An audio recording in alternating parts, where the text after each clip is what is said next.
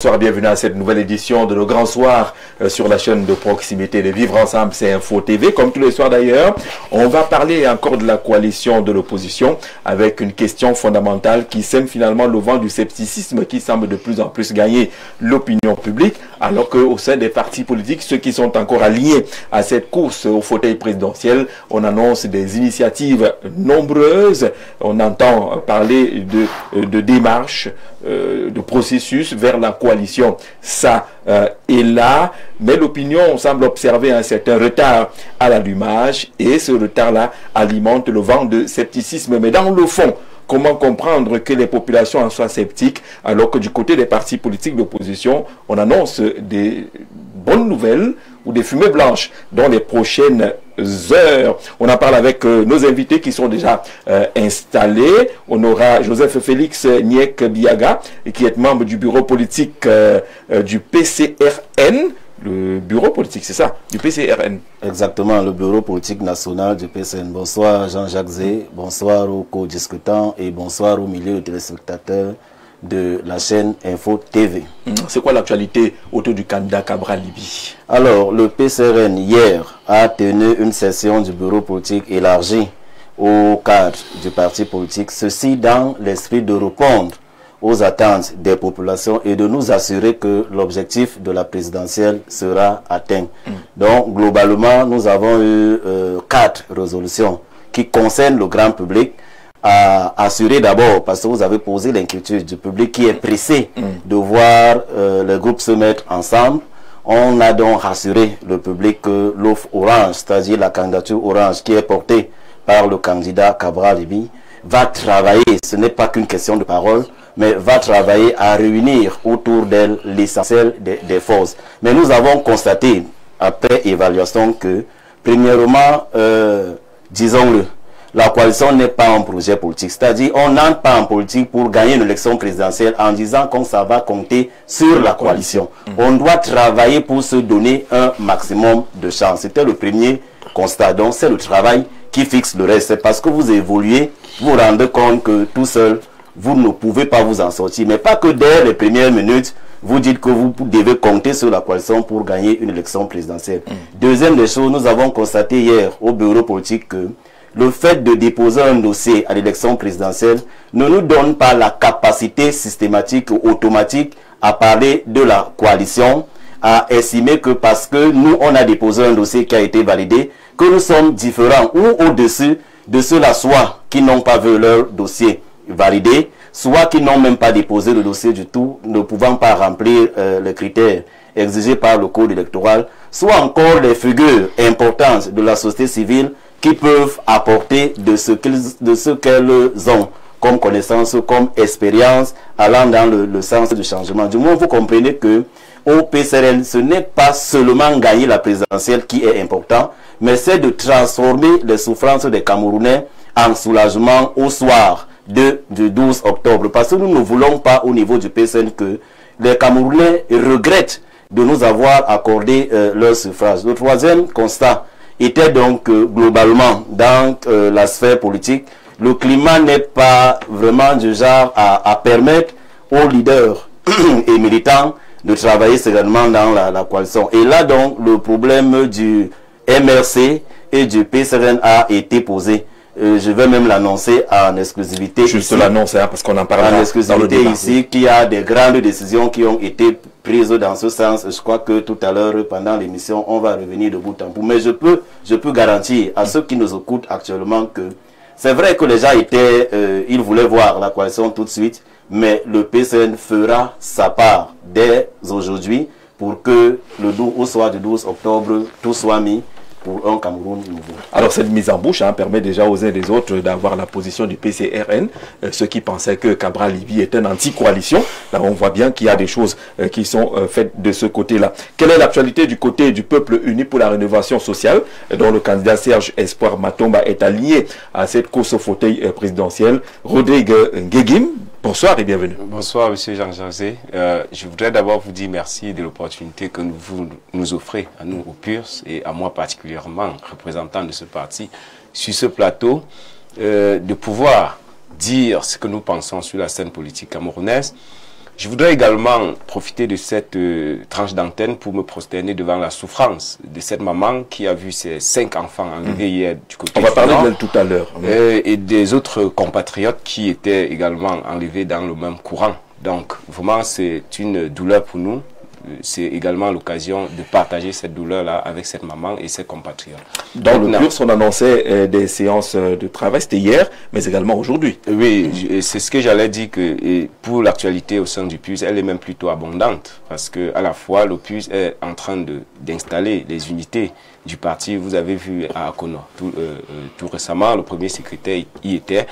Il était à Bertois également. À Bertois également, voilà. Et justement, parce qu'on parle de coalition, au courant de ces voyages, il profite pour rencontrer. Parce que lorsqu'on parle de coalition, beaucoup voient la coalition selon leur propre dessein. Mais ils ne voient pas d'autres formes de coalition qui se mettent en place. Parce que, en dehors du groupe de Fumban, où on a vu Serge Espoir Matomba au Fou et au Moulin, et en dehors d'autres types de coalitions que les gens veulent voir, parce que chacun veut seulement voir tel acteur ou tel acteur dans une coalition, mais il y a d'autres coalitions qui se mettent en place. Ça fait également partie de l'actualité du peuple uni pour la rénovation sociale. Également, le PURS, comme actualité aussi, nous sommes en train d'enregistrer les Camerounais qui se portent volontaires pour contrôler nos votes à l'intérieur des bureaux de vote, parce que c'est aussi un pan de la coalition qu'on n'a pas souvent mis en exergue, à savoir que la coalition peut aussi aller non pas dans le sens de la candidature unique et consensuelle, mais également dans le cadre de le contrôle du vote. Voilà, le contrôle du vote, la collaboration, pas seulement au niveau du contrôle des votes, mais également au niveau du déploiement sur le territoire. Rappelez-vous que nous avons quand même 33 000 bureaux de vote à couvrir à travers le triangle national. Il faut donc voir aussi la coalition dans ce sens-là. Et c'est pour cela que justement le PURS actuellement est en train d'enregistrer les Camerounais qui se portent volontaires.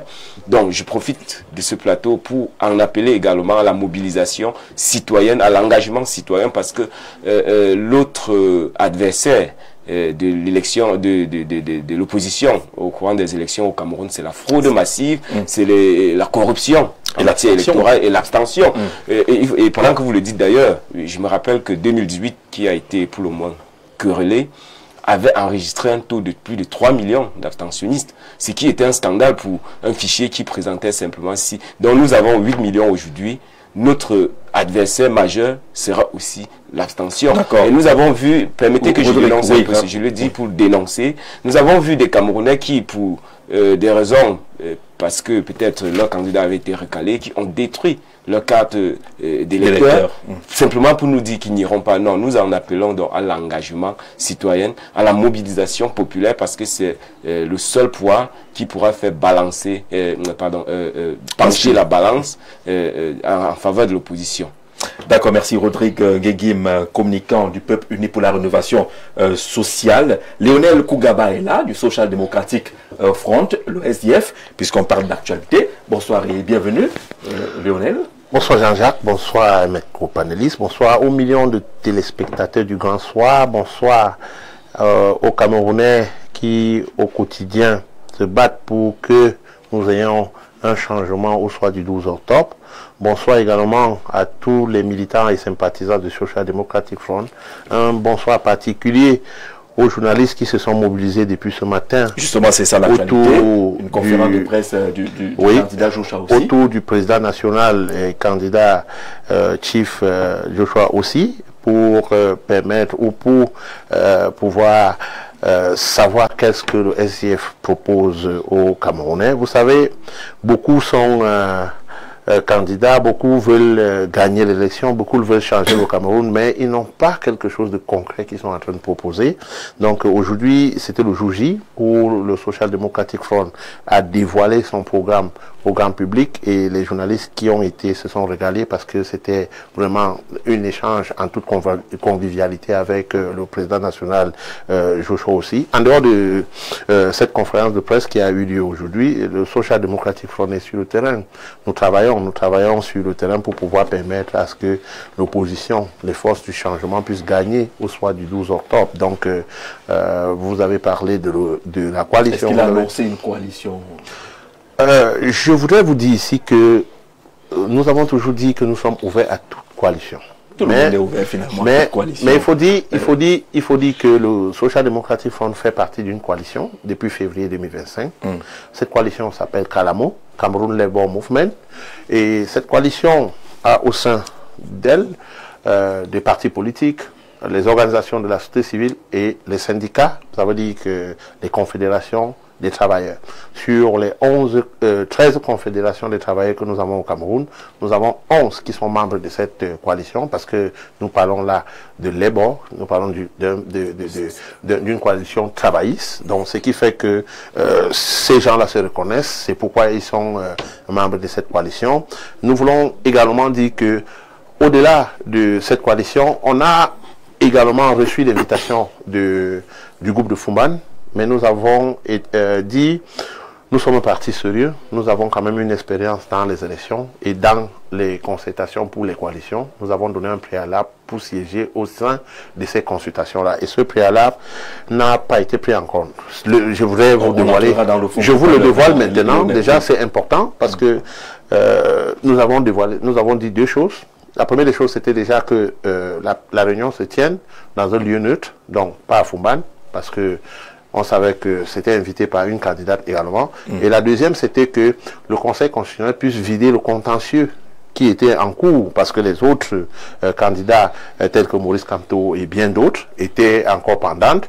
Donc on ne pouvait pas s'asseoir et commencer à parler d'une coalition. Je voudrais dire, pas seulement Maurice Kamto, parce que Cabral Libi également, et bien d'autres, ils étaient là. Donc il fallait bien que on puisse vider ces contentieux-là. Avant Cabral, par exemple, nous disait qu'il avait été invité comme pré-candidat. Voilà. Donc, et c'était un peu, et vous voyez que c'était difficile de s'asseoir et commencer à parler sans connaître son sort. Oui. Nous, en tant que parti républicain qui veut fédérer, qui veut travailler avec toutes les forces du changement, nous avons pensé qu'il ne fallait pas laisser quelqu'un d'autres partis derrière. Il ne fallait pas commencer sans pouvoir intégrer. Et vous voyez qu'il y a une difficulté après que le Conseil constitutionnel ait vidé le contentieux, aujourd'hui que les autres partis puissent aller parce que le train, selon ce qu'ils disent, a déjà été lancé et vous savez quand... Le train a quitté la gare. On va arriver tout à l'heure. Ce n'est pas encore le débat. C'est pas encore le temps du débat. Accueillons d'abord Benoît Fodieu. Il est communicant du Rassemblement démocratique du peuple camerounais. Bonsoir Benoît. Bonsoir Jean-Jacques et bonsoir vos nombreux téléspectateurs. Bonsoir également à tous ceux qui s'évertuent à ce que l'élection du 12 octobre connaisse un succès mémorable. J'ai failli vous demander que l'actualité c'est quoi au sein du RDPC. On va prendre toute la journée. Non, on n'a pas besoin de prendre beaucoup de temps. Hein. Le RDPC est en train de parachever la mise sur place de ses équipes de campagne. C'est à ça qu'on est résolu en ce moment. Sauf qu'on ne voit pas le candidat du RDPC. Vous voulez voir le candidat du RDPC? Lui, c'est où est le candidat du RDPC? Il sait où est le candidat du RDPC. Il y a défection. Oui, qui est parti? On en a démissionné. Ah d'accord. Alors, il y a les alliés également. Le représentant de l'UNDP n'est pas encore là. Il nous a envoyé un petit message d'excuse tout à l'heure. Arnaud Noah. On espère qu'il va nous retrouver. On va quand même dire un ou deux mots sur l'actualité au sein de l'UNDP. Le président national candidat à l'élection présidentielle, Beloba Maïgari, vient de rendre public la composition, l'organisation de la campagne électorale à l'élection présidentielle. Il décide donc que l'organigramme de la campagne électorale du candidat de l'UNDP, Beloba Maïgari, à l'élection présidentielle, coordinateur de la campagne porte-parole du candidat. Coordinateur de la campagne porte-parole du candidat, Ngayap Pierre Flambeau. Coordination nationale de campagne, Nana Boubacar Diallo, Mamadou Aïdio. On aurait souhaité que le représentant de l'UNDP soit là pour qu'on en parle, mais au moins on sait, pour rester conforme à l'actualité et constater que c'est un peu ça notre mission. Tous les soirs, on donnera des informations concernant le déploiement des différents candidats sur le terrain. Et Beloba qui sera en Ngaoundéré jeudi 21 août. Il sera à l'aéroport, installation et puis les audiences. Et un grand meeting est annoncé le 22 août justement à 15 h à la place des fêtes de Ngaoundéré sous la coordination du président national de l'UNDP, candidat à l'élection présidentielle. Je donne rapidement lecture de ce communiqué qui nous parvient de la division commerciale. Un communiqué de presse signé Joseph Lé, le ministre de la fonction publique et la réforme administrative. Le ministre de la fonction publique et la réforme administrative, justement, porte à la connaissance de l'opinion publique nationale ainsi qu'à l'ensemble des usagers du service public que des informations abondamment reprises dans divers réseaux sociaux suite à leur publication depuis ce 19 août 2025 par M. Boris Berthold dans sa page Facebook font état d'une prétendue panne généralisée depuis 2 mois de l'application informatique de gestion logique des effectifs de la solde, en abrégé Aigle. Le ministre tient à préciser avec la plus grande assurance que ces allégations sont totalement infondées et mensongères. Il précise qu'en effet, depuis sa mise en production en janvier 2025, la plateforme Aigle fonctionne de manière continue et ininterrompue en produisant tous les actes de carrière et en effectuant toutes les diligences liées à la solde dans les délais réglementaires et de manière automatique. C'est dans ce contexte qu'il faut situer l'immatriculation récente dans la dite application des lauréats de l'école normale supérieure, de l'INSET, de la promotion 2024, ainsi que la délivrance aux 10 lauréats des certificats collectifs de prise de service nécessaires à leur prise en charge salariale imminente. Le MINFOPRA déplore que de telles informations diffusées sans vérification préalable suscitent inquiétude, sèment le doute auprès des usagers ou du service public et tentent de jeter un discrédit injustifié sur cet outil majeur et innovant de modernisation de la gestion des ressources humaines de l'État et de la solde.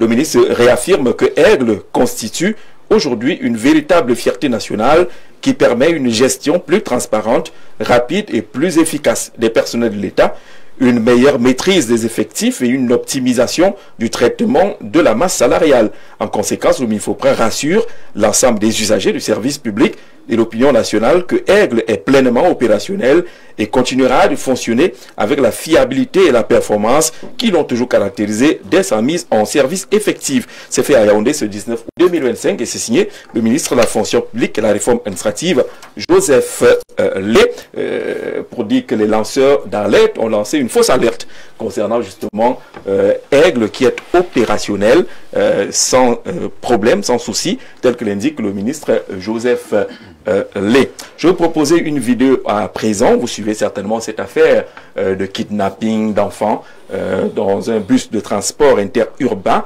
Une maman a vu enlever plusieurs de ses enfants dans cette affaire. Elle avait un délai cette mi-journée pour verser une rançon de 5 millions de francs CFA. Et lorsque nous l'avions entre 10 et 11 heures en direct à la radio, elle disait n'avoir rassemblé que 250 000 et était étonnée que personne ne vienne à son secours. Je veux proposer de l'écouter. On dira merci à Telegram News et Dimitri Amba qui nous a permis d'avoir cette vidéo qu'on écoute maintenant. J'appelle le chef d'État, n'ayant pas les moyens que les ravisseurs sont en train de me demander. J'appelle le chef d'État. Maman Chantal Bia, pas qu'une dame de cœur. Que maman, si tu m'entends, maman, tu es là-bas. Ne reste pas sourde. À mes larmes, à mon cri, maman, manifeste-toi. 5 enfants, maman, 5 enfants, je me suis. J'ai un cas de mourir. J'appelle tous mes frères camerounais, qu'ils soient dans le pays, qu'ils soient à l'extérieur, à me venir en aide par rapport à cette rançon qu'on est en train de me demander. Déjà que tu n'es rien sur la main. Madame Ngaani Florentine, c'est son nom. C'est cette mère de ses enfants enlevés depuis le 13 août dernier. Elle a saisi la police judiciaire sans suite. Elle raconte même une anecdote là-dessus, qu'on lui a dit que le week-end que c'était un long week-end, donc c'était pas possible qu'on traite son affaire. Elle a organisé un sitting du côté de la compagnie touristique. Elle est sans voix, comme vous l'avez suivi. Les ravisseurs demandent plus de 5 millions pour libérer ses enfants, âgés entre 19 et 13 ans. Elle se bat comme un beau diable, abandonnée à elle-même. Aucune autorité administrative n'a levé le moins des petits doigts selon elle jusqu'à présent.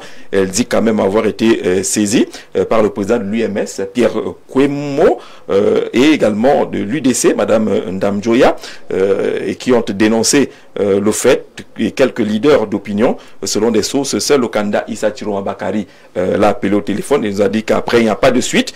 Il a promis revenir vers elle. Elle attend toujours l'appui nécessaire.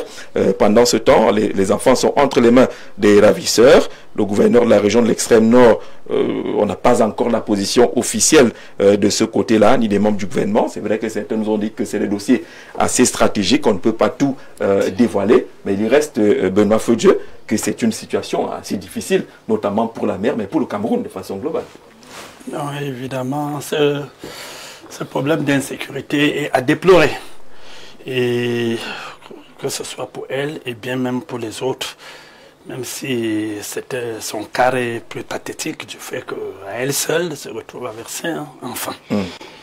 Mais je vais dire que, comme vous l'avez si bien dit, c'est un dossier assez compliqué de dire tout ce qu'on a comme information à propos, surtout concernant les autorités.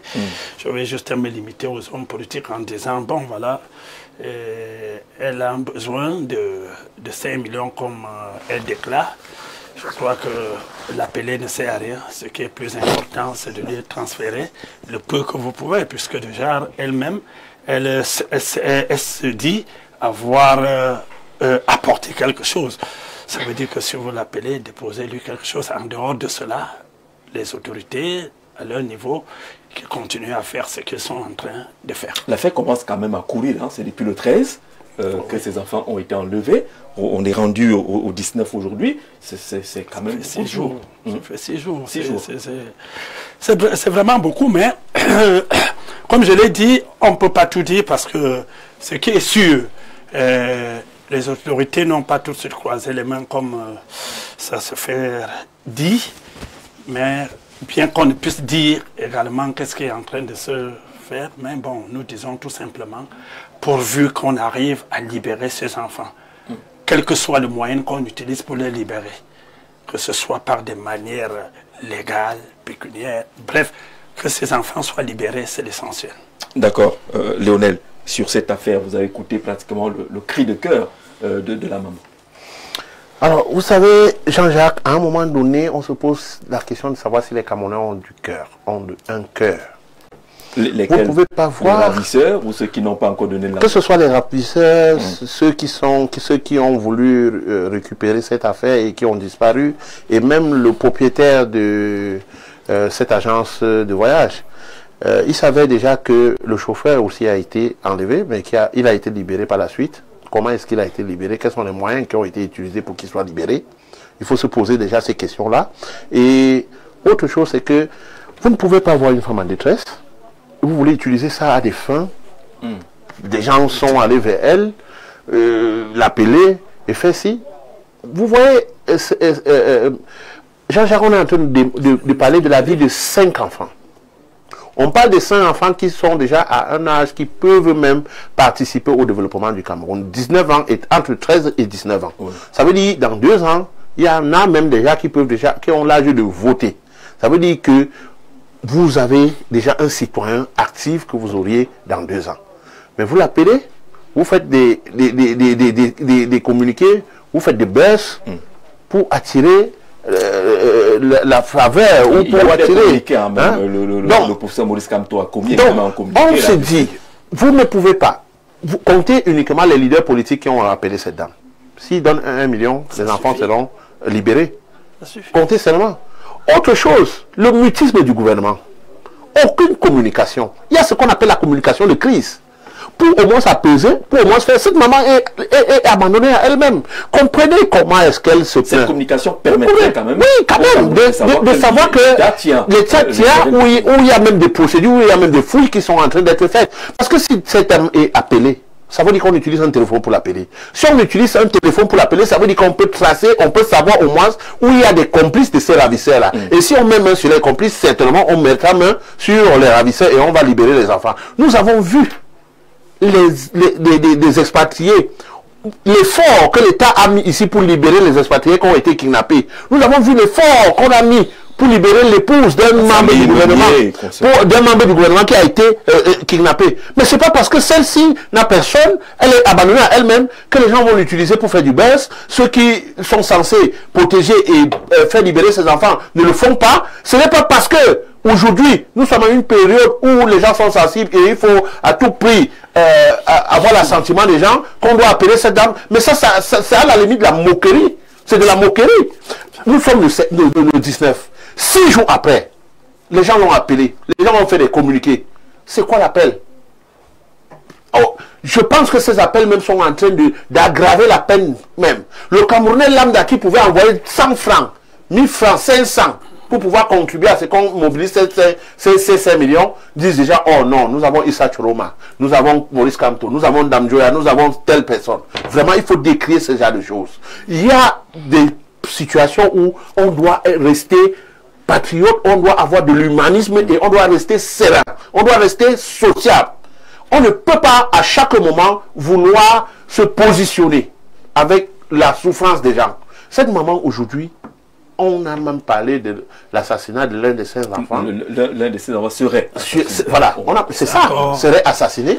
Imaginez-vous, même si on paye 100 millions aujourd'hui et qu'on libère les cartes, est-ce que 100 millions peut payer la vie de l'autre enfant?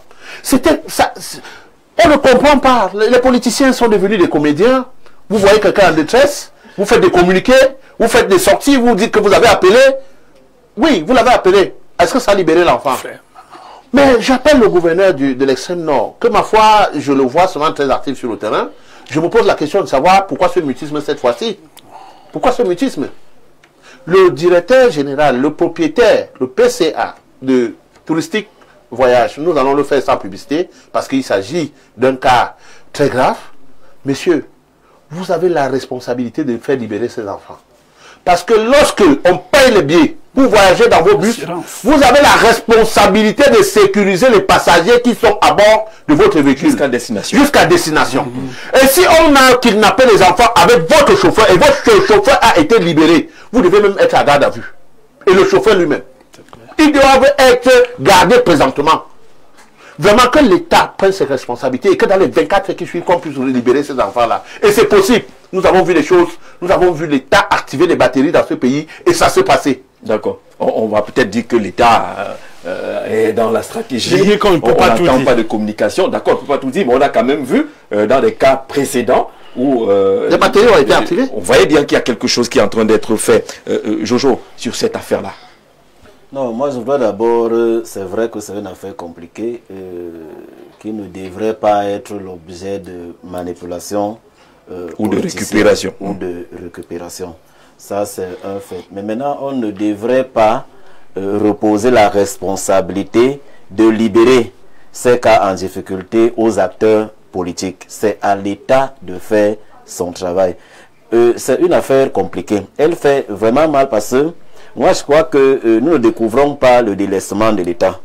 Nous ne découvrons pas l'absence de protection de l'État. Mais ce que nous regrettons tous, c'est le minimum.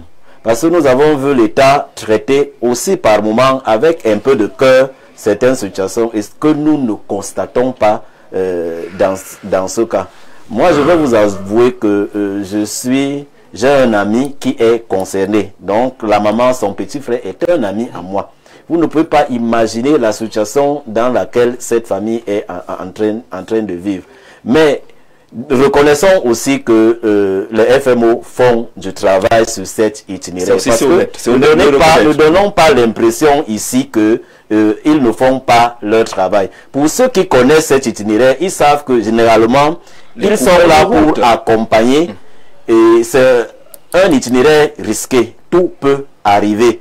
Demandons donc à l'État de faire son travail, puisque l'État a les moyens.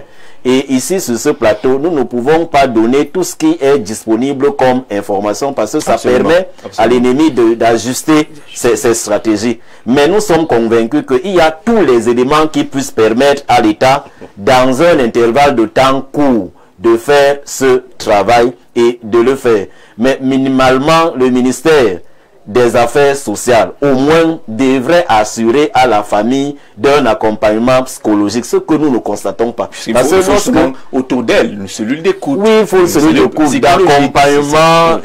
Nous ne ressentons pas cela, d'autant plus qu'elle est à Yaoundé. Ce n'est même pas qu'elle est en dehors, on est dans le centralisme à outrance, les institutions sont ici. Peut-être que le problème que posait, parce que tout à l'heure, il a dit, ils sont occupés à installer des équipes de campagne. Parce que nous savons que ces ministres-là, toutes ces personnes-là sont complètement en campagne et que pour eux, la priorité, c'est de s'assurer qu'ils sont en train d'avancer. Donc, de grâce, mais puisque quand je parle, par exemple, du ministre des Affaires sociales, on l'a vu dans un média hier sur le terrain.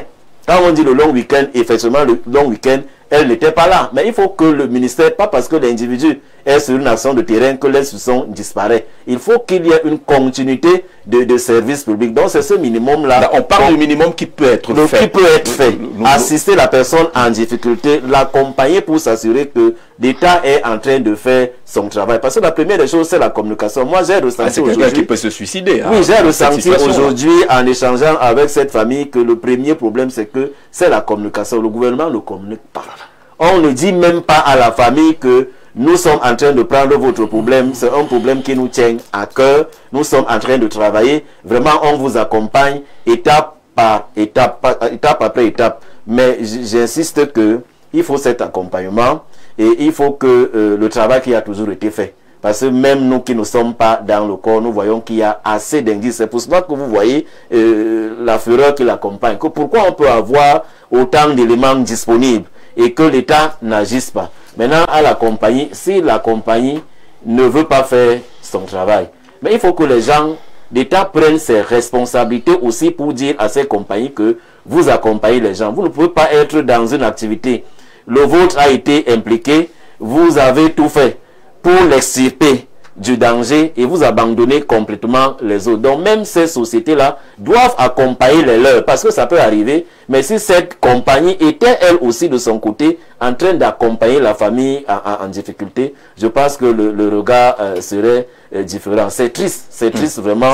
Et il faut que ce n'est pas une histoire d'argent parce que on peut même donner l'argent et puis les enjeux changent. Parce que ces gens-là, quand on est dans le kidnapping, quand vous avez réagi... C'est la délicatesse du sujet. Oui, et après, ils vont augmenter les enchères. Mais il y a les solutions, il faut les pistes, il faut qu'on travaille à ça. Donc moi, je crois que les acteurs politiques, au lieu de faire la récupération politicienne, doivent plutôt rappeler l'État à faire effectivement son travail. Je ne suis pas là pour juger ceux qui passent des coups de fil. Ils savent pourquoi ils passent ces coups de fil. Mais nous, au PCN, ce que nous pensons qui doit être fait, c'est de rappeler à l'État de faire son travail. Parce qu'il y a suffisamment d'éléments qui montrent que si l'État veut agir, à moins de 24 heures, on aura avancé. Mais il n'y a pas de doute. Nous restons convaincus que les forces spécialisées dans le domaine sont en train de faire leur travail, que l'État mette seulement à leur disposition les moyens pour que très rapidement tout revienne à la normale. Rodrigue, nous partageons la douleur, nous souhaitons tous une issue agréable à cette situation. On sait également que dans cette partie du pays, les forces de défense, les forces spécialisées ont fait reculer les coupeurs de route. À une période, c'était invivable, mais il y a quand même des actions qui sont menées sur le terrain qui, quand même, garantissent une certaine sécurité. Mais tout peut arriver, le risque zéro n'existe pas. Mais quelle approche maintenant? Et justement, je suis très d'accord avec vous. Vous avez vu, j'ai commencé mon entrée par me prosterner devant la douleur de cette famille. Mais je voudrais dire, et nous savons également le déploiement, l'engagement même de nos forces de maintien de l'ordre et de sécurité lorsqu'il s'agit des coupeurs de route, mais également de Boko Haram, de la crise au nord-ouest, au sud-ouest. Non, on ne peut pas en douter. Par contre, je voudrais simplement qu'on ne s'en prenne pas aux hommes politiques, aux acteurs politiques qui ont fait des sorties là-dessus. Ce n'est pas de leur responsabilité j'allais dire, d'activer le renseignement, de prendre les grands moyens, de mettre les grands moyens en jeu pour décanter la situation. C'est du ressort du gouvernement, simplement. Maintenant, ce que les acteurs politiques peuvent faire justement, c'est dénoncer le mutisme du gouvernement, c'est interpeller ce gouvernement-là à agir en temps réel et avec les moyens qui sont à sa disposition. C'est d'ailleurs ce qu'a fait Serge Espoir Matomba hier lorsqu'il a fait une sortie sur cette question. Le dernier paragraphe de sa sortie disait clairement, visait clairement à interpeller les autorités à s'activer, à agir. Maintenant, autre chose qui me dérange, et qui me dérange véritablement, c'est de voir à quel niveau la vie humaine est banalisée désormais dans notre pays. On a vu Charlie Hebdo, il y a même eu des présidents, je ne dirais pas des ministres du Cameroun, mais des présidents en Afrique qui sont allés à Paris pleurer pour des gens qui avaient été assassinés à Charlie Hebdo. On a vu aux États-Unis avec l'affaire Mike Brown en 2008, mais plus tard également avec George Floyd. Comment toute la société américaine s'est mobilisée pour dénoncer, pour pleurer la vie humaine. Mais chez nous, vous voyez, et à tous les niveaux. Oui, je dis, ne fait pas forcément la une des journaux. Voilà, c'est une chaîne. On ne voit pas les organisations de la société civile se mobiliser. Prêtres, évêques et imams sont totalement étrangers à cette affaire. Personne ne dit rien. Vous m'arrachez les mots, monsieur. Vous le dites si bien. Vraiment, vous dites tel que j'aurais voulu dire. Parce que ce matin, j'ai fait cette petite curiosité. J'ai regardé dans un forum qui nous fait vivre l'actualité à travers la presse. Et je vous dis sans publicité, il y a une seule presse qui a osé parler de ce sujet, une seule, sur une vingtaine que j'ai feuilleté. Il y avait seulement le journal de Guiba Gatama qui a parlé de ce sujet uniquement. Et moi, ça m'a fait mal. Et c'est pour ça d'ailleurs, je dis à quel point on a banal. Vous voyez, le gouvernement n'agit pas. Certains hommes politiques tentent une récupération. La presse même n'en parle du tout pas. Pour nous, c'est à ce niveau qu'on a un sérieux problème. La manière et la profondeur avec laquelle on a banalisé la vie humaine. Non, mais nous pensons que lorsqu'il s'agit de la famille... Mais vous avez les ministères de la famille... mon concitoyen du PCRL qui est en détresse. En fait, ça demande, et je suis un peu choqué de voir que mes co-discutants font comme s'ils découvraient cette situation. En réalité, quand je parle de la banalisation de vie, je dis notre État en tant que gouvernement n'existe quasiment plus lorsqu'il s'agit des citoyens. C'est-à-dire que lorsqu'un citoyen est touché, on ne voit toujours pas la présence de l'État. L'État se montre un peu comme défaillant. Or, vous savez, lorsque l'État est défaillant, le banditisme prend le dessus. Donc, c'est dans cette situation que nous vivons aujourd'hui. Et nous disons, au lieu de s'en prendre aux hommes politiques qui tentent de récupérer, nous devons plutôt demander aux Camerounais. Nous devons déjà condamner la récupération. Comme nous le faisons si bien, nous voulons plutôt interpeller les Camerounais eux-mêmes. Parce que chaque peuple a le gouvernement qu'il mérite.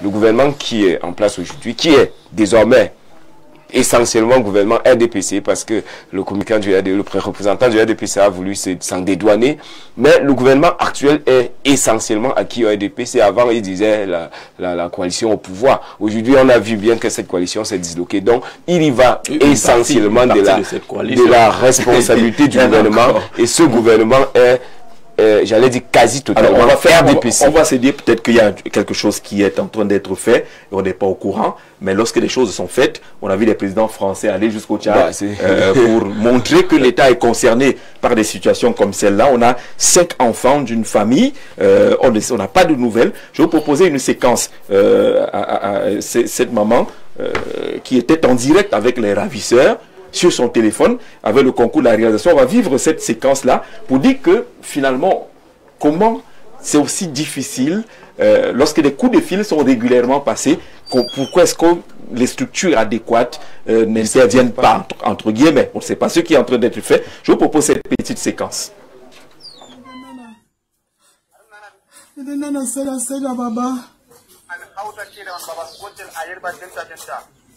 Mami,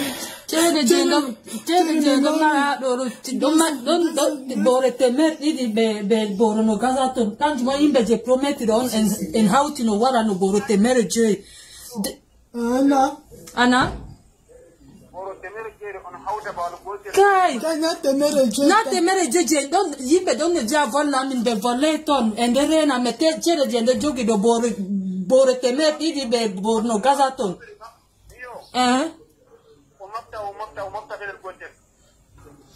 Tanju mami de chendere na ke be yerba min chere yimbe mon endere na. Allô? Oui. Oui. Oui. Ok, il dit que...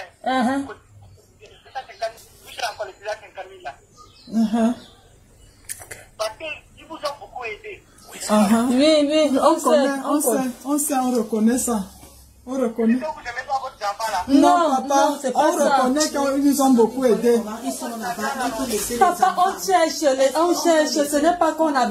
Voilà pour nous qu'on a tout remis, qu'on dit qu'on a ici. Mais le reste, là, ce sont les gens qui nous promettent, ils n'ont pas encore envoyé. Est-ce qu'on peut laisser nos enfants? On ne peut pas laisser les enfants comme ça. Si ce qu'on avait depuis que les enfants sont là-bas, c'est qu'on a bien envoyé. On allait envoyer. On n'a pas. Pardon, pardon.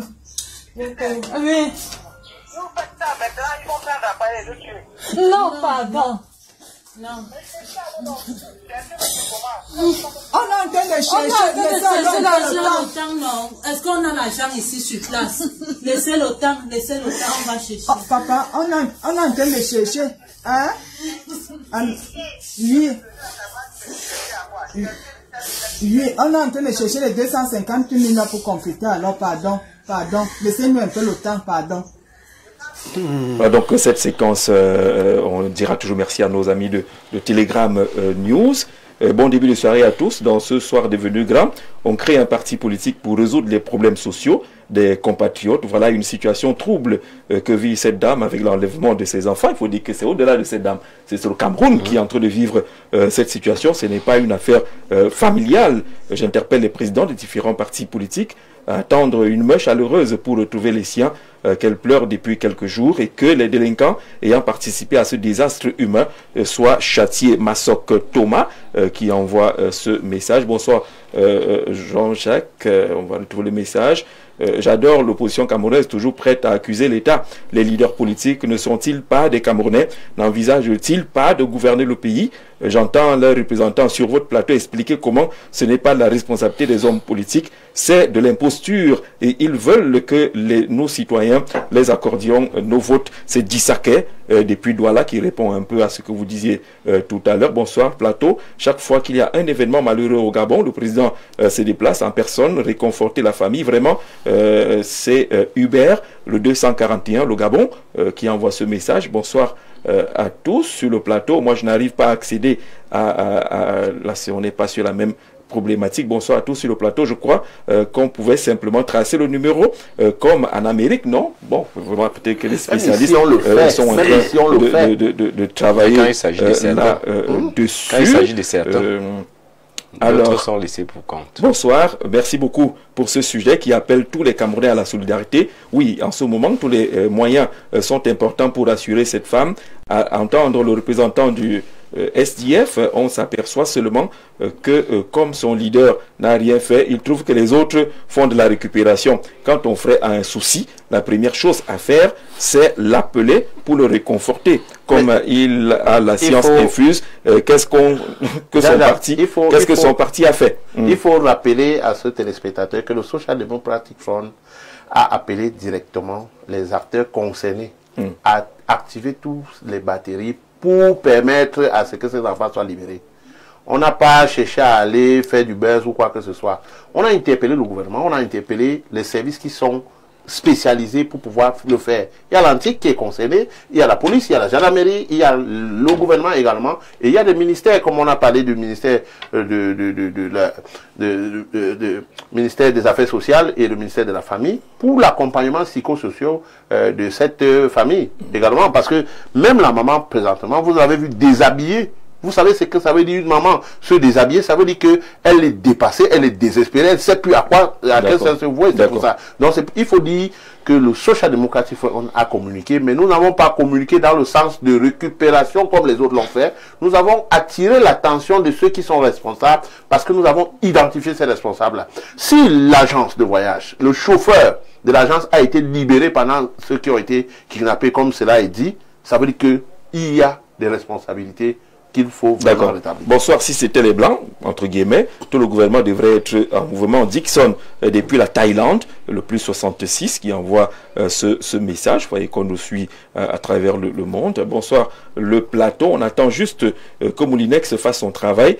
Quand c'est comme toute l'armée camerounaise est dehors. Bon, là on est dans une situation assez pertinente, assez délicate, mais on comprend un peu l'allusion que vous faites.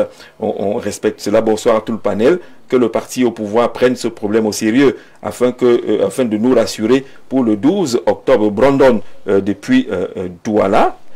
On va prendre quelques messages encore. Bonsoir. Je peux accuser de lenteur. Je peux accuser la lenteur du gouvernement, mais tout le monde est concerné. Voilà, arrêtez d'aller faire du buzz. Il s'adresse là à l'opposition. Pas de buzz dans cette affaire, parce que tout le monde est concerné, même si au niveau des responsabilités, on doit pouvoir indiquer ce qui doit être fait ou ce qui devrait être fait. Bonsoir. Pour ne pas trop perdre du temps, qu'on mette la lumière sur le patron de Touristique Voyage, car c'est lui qui est le responsable. On a tiré l'attention sur la chaîne de responsabilité autour de cette affaire. Bonsoir à vous. Le business de l'insécurité, bonsoir sur le plateau, business de l'insécurité dans cette partie du pays est regrettable. Cependant, je peux vous dire que cette question délicate est prise en main par les FMO, ça on n'en doute pas du tout. Sûrement, cette dame est sur écoute.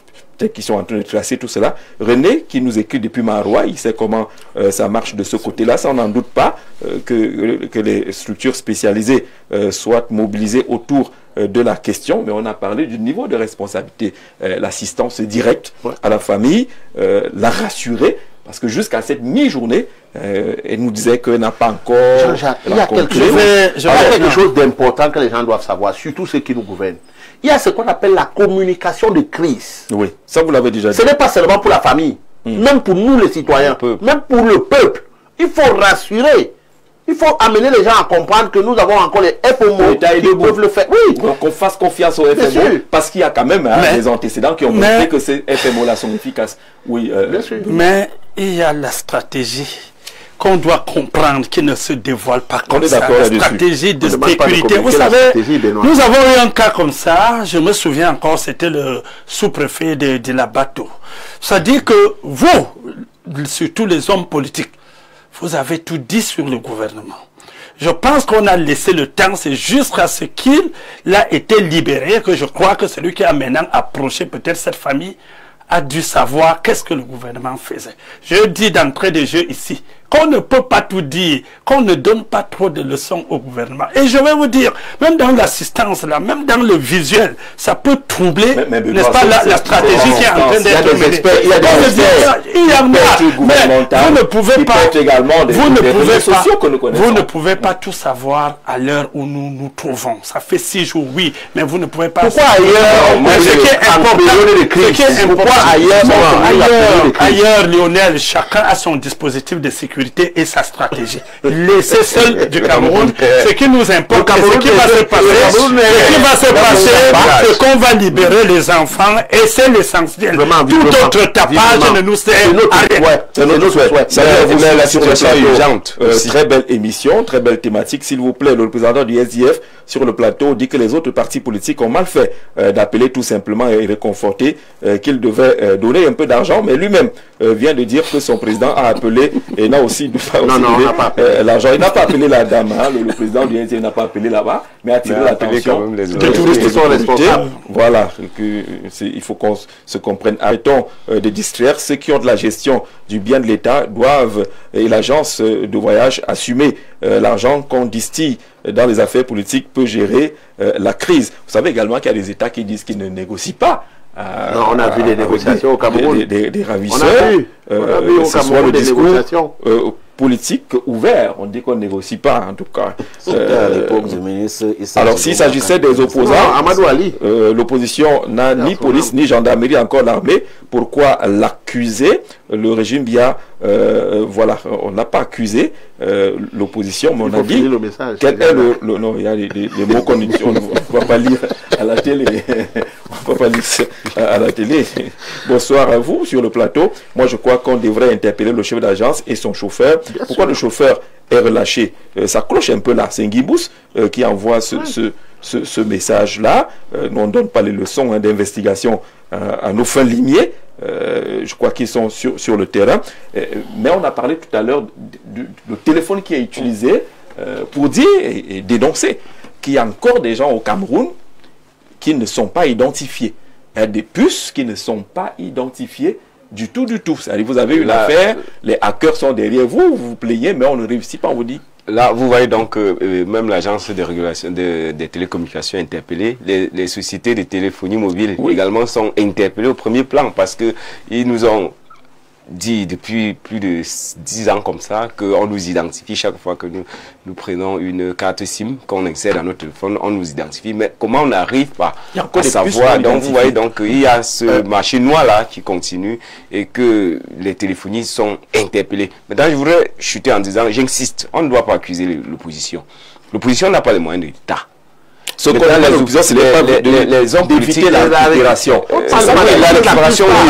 La récupération, oui. Mais on ne peut pas. La récupération, oui. Sur le terrain. La récupération, oui. Mais on ne peut pas s'en prendre à un homme politique parce qu'il a fait une communication là-dessus. Une femme qui a une détresse, vous l'appelez et vous dites que vous lui revenez. Non, je ne parle pas de ceux qui ont appelé. Je ne parle pas de ceux qui ont appelé. Je parle de ceux qui. Vous l'avez même annoncé sur les réseaux sociaux, vous l'avez appelé. Et les ravisseurs attendent que vous donnez. Je ne parle pas de ceux qui appellent, je parle de ceux qui dénoncent, ceux qui font la communication là-dessus. C'est différent de ceux qui appellent. Maintenant, ceux qui font la communication là-dessus, c'est tout à fait normal. L'opinion publique a besoin de savoir où on en est. L'opinion publique a besoin de savoir que les autorités se sont saisies de la situation, que les hommes politiques qui assurent aussi la veille citoyenne ont pris cela sujet. Aucune. Mais c'est de cela que je parle. Oui, parce que et dans nos communications, justement, il y a la dénonciation de cet aspect-là. Voilà. C'est de ça même qu'il s'agit. Donc, lorsqu'on dit on va accuser l'opposition, certains hommes politiques parce qu'ils ont communiqué, ils se sont seulement arrêtés à communiquer. Mais quel moyen voudriez-vous qu'ils déploient alors qu'ils n'ont pas regardé beaucoup? Pourquoi vous le défendez beaucoup de films? Parce que c'est vous qui détenez le pouvoir, vous avez l'argent de l'argent. Déployer ces moyens d'État, parce que c'est enfin de déployer ces moyens d'État pour sauver la situation. Il s'agit de cette parler. D'ailleurs, vous avez parlé des téléphones, des puces qui ne sont pas identifiées. Mais il faut le savoir. Nous avons des instances, l'antique, l'arrêté, la police, la gendarmerie, qui abattent du bon travail. Ils ont ce qu'on appelle la géolocalisation. On est capable de vous piquer sur votre lit si on a juste le numéro avec lequel vous utilisez, vous appelez. Et aussi, il faut savoir, quand vous appelez avec un numéro, il y a un numéro dans le téléphone qu'on appelle l'email. Et l'email du téléphone, si vous avez mis précédemment une puce dans ce téléphone-là, on vous identifie et on sait qui l'a fait. Donc, je pense que s'il s'agit ici des enquêtes et de la police, vraiment, nous les faisons confiance. Gendarmerie, nous les faisons confiance. La seule chose que nous décrions ici, c'est la communication en temps de crise. Pour rassurer les Camerounais que nous sommes en train de nous battre pour pouvoir libérer ces enfants. Et c'est ça le problème. C'est tout. Alors, on s'est compris là-dessus. Pour chuter sur l'affaire des puces et autres, vous avez certainement observé un phénomène. De moins en moins, vous verrez, vous écoutez la radio, les pièces perdues et retrouvées, les cartes d'identité. Les poteaux électriques avant, c'était les repères, les pièces perdues et retrouvées. On nous dit justement que ces malfrats viennent récupérer ces pièces et vont faire les abonnements. C'est-à-dire que quand vous avez une situation, vous dites que la personne... mais également sur les lieux des accidents de la circulation. Vous verrez qu'il y en a beaucoup qui n'ont plus de pièces. C'est pour ça que je ne voulais même pas trop m'attarder là-dessus, Jean-Jacques, parce que ce qui nous importe à l'heure actuelle, c'est le traçage. Parce que l'identification ne nous aide pas, c'est un problème de temps. Il faut que cela soit fait aussitôt. Il ne suffit pas d'aller regarder, s'identifier sur quel nom. Si on va voir que c'est identifié sur le nom d'un mort, est-ce qu'on va aller dans la tombe pour le chercher? Donc ce qui nous intéresse à l'heure actuelle, c'est la libération. Face à cette insécurité, parce que tout se joue d'abord dans l'anticipation. Dans la proaction, il faut la proactivité. Il n'y a jamais eu une anticipation qui... Quand on laisse que ce type de fonctionnement existe dans un état on se veut sérieux, à savoir que les gens peuvent avoir les puces qui ne sont pas enregistrées parce qu'on dit qu'on pourra les localiser quand on aura besoin d'eux. C'est-à-dire on crée d'abord l'insécurité pour chercher maintenant à justifier les dépenses qui pouvaient aider à autre chose en disant qu'on est en train d'aller, c'est-à-dire vous, dans votre régime, vous créez les situations pour vous enrichir par derrière, alors qu'il s'agit de la sécurité. Ça contribue à la sécurité horizontale. C'est la prévention. C'est-à-dire, on doit s'assurer que le Camerounais avec qui on est en train d'échanger, il peut être localisé à tout moment. Il est identifié, il est suivi, il est traçable. Mais vous estimez qu'on peut laisser les Camerounais, on peut laisser les puces qui ne sont pas identifiés, parce que le jour où il y aura problème, il y a un autre moyen de les récupérer. Mais arrêtons cet amateurisme. D'accord, on va sortir de... Arrêtons cet éloignement, assumons nos responsabilités. Est-ce que je t'ai demandé de reformuler ce que j'ai dit? C'est exactement ce que vous avez dit. Moi, j'ai parlé de plus de gens qui font des accidents, qui meurent, que les malfrats récupèrent. Toi, tu nous fais toute une... Mais les malfrats font comment pour récupérer une puce et quand qu'ils puissent s'en servir? Si vous avez déjà vu un état où la sécurité risque zéro? Non, on est on va sortir de cette thématique. Que les enfants soient libérés, c'est ce qui nous intéresse. C'est que ces enfants soient libérés et que toutes les instances, toutes les institutions, tous les acteurs puissent s'activer. Ça fait déjà 6 jours que cette maman ne mange pratiquement pas. On l'a vu au téléphone. Que la famille soit assistée et accompagnée. D'accord, d'accord. Bien, bonsoir Jean-Jacques. Concernant les enfants détenus, je pense que le chef d'agence et le chauffeur sont des responsables. On ne va pas le dire de façon péremptoire. Pourquoi ont-ils libéré juste le chauffeur et laissé les enfants? Question. Et ils mènent leurs activités sereinement pendant que la pauvre mère est inconsolable. Miss Latifa Miska depuis Bertois. Le thème de la sécurité va certainement être évoqué, ou de l'insécurité pendant la campagne électorale. On verra les offres pour renforcer la sécurité dans notre pays. Vous êtes face au peuple camerounais, c'est vous qui sollicitez le suffrage. Qu'est-ce que vous allez leur proposer? Pour le moment, ce peuple-là se demande si on va aller à une coalition d'opposition pendant cette élection présidentielle. Le thème qu'on a retenu, qui sème finalement le vent du scepticisme autour de cette coalition. Les Camerounais ont l'impression que ça commence à traîner, ça fait tard, on attend la fumée blanche et ne vient pas. Est-ce qu'ils ont raison d'être sceptiques, les Camerounais, quant à une coalition de l'opposition? Léonel. Jean-Jacques, je vais d'abord vous dire que si vous observez bien sur la scène politique, ceux qui alimentent même ce débat de la coalition, c'est ceux du RDPC. Et le voisin alors? On se pose la question, on se pose la question de savoir comment est-ce que quelqu'un peut vous donner les armes pour le tuer. Comment est-ce que le parti État, le parti RDPC en place, peut demander à l'opposition de se coaliser, sachant que s'ils se coalisent, ils vont le battre. Vous-même, vous ne voyez pas que... demande l'opposition de se coaliser. Mais quand vous voyez le débat qui est alimenté partout, cela est alimenté, cela est multiplié, cela, les appels sont multipliés par, majoritairement par les gens qui sont du parti RDPC. Alors, nous pensons que la mutualisation des forces du changement est un impératif pour pouvoir renverser le régime dictatorial de 43 ans de Yaoundé. Et pour le faire, il faut qu'il y ait des préalables. Et ces préalables doivent être mis sur la table. Jean-Jacques, vous n'avez pas vous lever. Nous avons quand même une culture politique. Vous avez parti du centre gauche, vous avez parti de gauche, vous avez parti du centre droite, vous avez parti de droite. Vous n'allez pas vous lever et vous mettre ensemble parce que vous voulez faire partie, monsieur Bia, sans vous accorder sur un projet que vous portez. Vous êtes encore sur les questions de préalable maintenant? Écoutez, oui. On est ici avec 12 candidats qui ont été retenus pour les élections. Et on se pose la question de savoir qui sont ceux-là qui peuvent faire bloc. Vous allez constater que même ceux qui ont essayé déjà de le faire, ils ont donné des deadlines pour pouvoir faire des communications qui n'ont pas été faites. Vous comprenez qu'il y a quelque chose qui cloche. Comme le groupe de Douala, là, comme l'ATP. L'ATP et le groupe de Fumban et tout consort. Donc, il y a également l'APC et tout ça. Vous voyez qu'il y a quelque chose. L'APC avait déjà son candidat. L'APC avait son candidat, mais vous voyez que même après ça, avec l'appel même qui continue, vous voyez que l'APC insiste et dit qu'ils vont communiquer en temps opportun. Et vous comprenez qu'il y a quelque chose qui ne va pas. Nous sommes matures dans le processus électoral camerounais, le Social Democratic Front. Nous avons une expérience, que ce soit pour la formation des coalitions, que ce soit pour les appels à la coalition du peuple. On connaît comment ça se passe. On connaît la mentalité de la majorité de ces leaders de partis politiques qui sont If not me, nobody else. On connaît. Donc, lorsque vous déposez votre candidature pour aller à une élection présidentielle, vous portez un projet. Et lorsque vous deviez renoncer à ce projet, il faut qu'il y ait des raisons valables. Je prends le cas du Social Democratic Front, le SDF. Est-ce que vous savez que Joshua aussi, candidat du Social Democratic Front, n'a pas le droit de s'allier à une coalition sans l'aval du parti? Il a été mandaté par un congrès extraordinaire.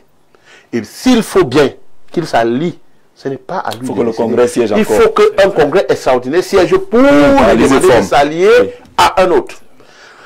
Vous n'allez pas demander à quelqu'un qui porte un projet de société qu'il propose aux Camerounais pour la rupture, pour le changement,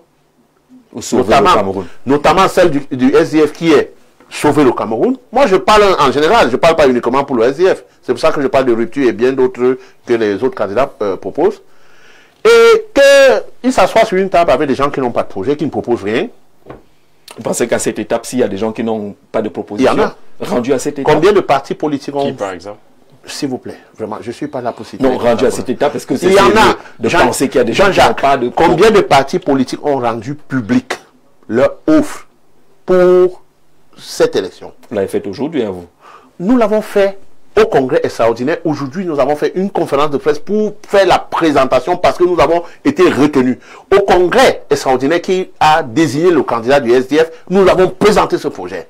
Et nous travaillons, je vous ai dit que nous travaillons avec une plateforme qui est une coalition des organisations de la société civile, des hommes politiques, des personnalités publiques. Ils sont fantomatiques, on ne les connaît pas. Non, mais vous ne pouvez pas dire que vous ne les connaissez pas. Si vous avez eu la possibilité d'avoir les images de la conférence de presse aujourd'hui, si vous avez vu la conférence de presse aujourd'hui, vous allez voir que vous avez des personnalités qui étaient là, des présidents des confédérations syndicales. Alors là, on a le président seul. Ça, c'est le président, parce que lui, il est le candidat. Dans la salle, vous avez les présidents des confédérations, vous avez des personnalités comme Meyomese, vous avez Dieudonné Somba, vous avez bien d'autres personnalités qui sont membres de cette plateforme et qui ont accepté d'accompagner le projet que porte Calamo. Mais monsieur Jean-Jacques, cela ne veut pas dire, cela ne veut pas dire aujourd'hui que Calamo ne peut pas accepter de faire avec une autre force de changement.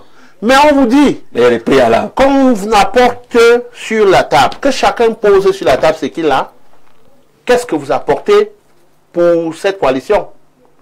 Monsieur Jean-Jacques. Ça veut dire que le SDF n'avance pas. Monsieur Jean-Jacques, nous avançons sans avancer. Nous avançons très vite. Le Social Democratic Front, à l'heure où je vous parle, le dos rond, à l'heure où je vous parle, le Social Democratic Front, nous avons 77 000. La semaine dernière, nous étions à 75. Cette semaine, nous avons fait la comptabilité avant la conférence de presse. 77 000 agents électoraux bien comptabilisés sur le territoire national. On fait 2 par bureau de vote. Ça fait 1 an que nous avons mis sur place un call center. Quand nos bureaux nous renvoient les noms, le call center se rassure qu'on appelle pour savoir, évidemment, si le nom qui a été donné est vrai et que est-ce que vous acceptez être représentant du SDF dans les bureaux de vote. Et nous sommes arrivés aujourd'hui à 70 000. Nous avons 33 000 bureaux de vote. Si un seul parti politique apporte sur la table 70 000, je parle de 77 000, et qu'un autre apporte 75, même 50 000, même 20 000, Jean-Jacques, est-ce que vous pensez qu'on ne va pas couvrir tous les bureaux de vote? Nous avons parlé de coalition. Coalition n'est pas également s'allier à un autre candidat. Il y a la coalition pour surveiller les bureaux de vote.